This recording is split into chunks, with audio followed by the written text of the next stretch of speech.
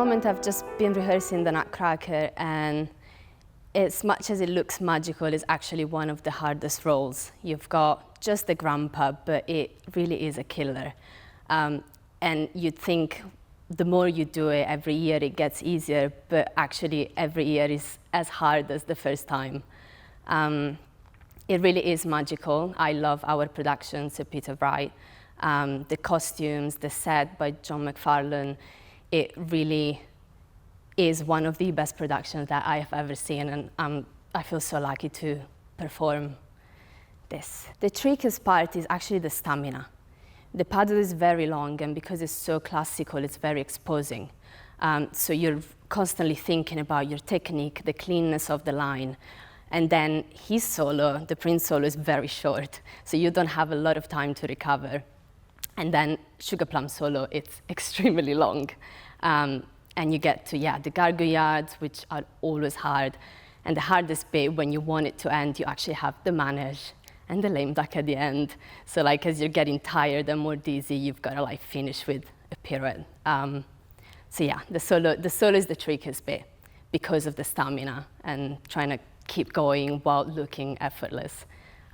We've got about 3 weeks here in Birmingham, and then a week in London for New Year's. I'll be performing a couple of shows in London as well. Albert Hall is very different because we're used to kind of having the audience in the darkness and quite far away. But in Albert Hall, everywhere you look, you see someone's face. And at first it's a bit strange, but then you actually feel like you're dancing to everybody, no matter whether you're projecting out or to the side. So you also need to be aware of your lines to the side as well. It can be tricky. So I was born in Prato, Tuscany. Although when I was 3, me and my parents, we moved to Livorno because that's where my dad worked. I studied ballet in my local school in Livorno when I was 5 or 6, almost 6. And then when I was 11, I went to study to the Teatro alla Scala ballet school. I learned a lot there, and especially a very important teacher for me, Loretta Alessandrescu, who sadly passed away a few years ago. But she really taught me everything. It wasn't just about ballet technique and the passion for the art form, but I learned from her like determination, resilience, all values that were so important in my career. Without them, I probably wouldn't have achieved much.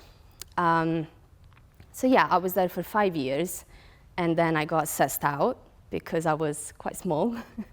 And after that, I finished my studies at English National Ballet School, where I was there for 2 years. Auditions were quite tricky because of my height, so I did struggle to get a job.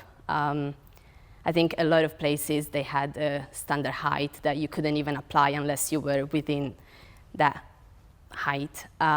Other auditions after class, height was quite a priority. So after bar, I would not even get to dance on center to show my dancing. So yeah, that was quite tough, and I did a lot of auditions, but it wasn't quite happening. And then I randomly saw that Turkish principal, Burak Serkan was looking for a small partner to dance with. So that's when I applied. I thought, I might as well try. I've got nothing to lose. And when I went there, then they gave me the job as a soloist. I was in Turkey for 3 years, and it was a smaller company. It was about 30 dancers. I actually, even though it was a smaller company, I loved my time there. I think everyone welcomed me in such a warm way that it really felt like a home. And Turkish people are very affectionate, and yeah, it just felt like the right place, especially for me to dance roles and to rebuild my confidence that was, a little bit damaged by the auditions.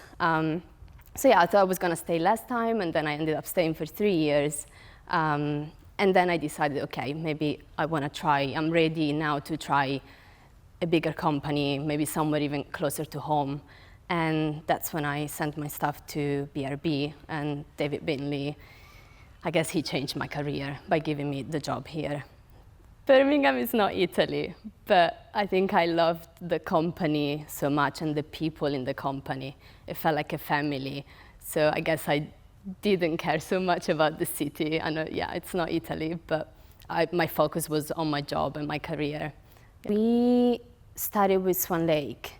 So I was course swans, I was signets already, and I did also Italian Princess, so a solo. I was quite shocked that all these opportunities were given to me so soon, literally a few weeks after I joined the company. But yeah, I was very grateful. Straight away from joining BRB, I got a lot of opportunities, but I always still did my core. So I did core and soloist roles, but I think that was so important because I got a lot of time on stage, experience, and also like the resilience you need for when you get to like the bigger roles. Throughout my time here at BRB, there's been a few roles that have been really special for me. I think one was Hobson's Choice because it was my first principal role with the company and also during the last year of David's as director here. So yeah, that was very special. I was also dancing with my boyfriend, who's now my fiance. And it was just great to be part of the last show in Birmingham with David as director. So that's always gonna be a special one for me. Other roles, I guess Romeo and Juliet. I grew up in La Scala watching Alessandra Ferri, and I always wanted to perform that role. I think I love that you really need to commit to the story.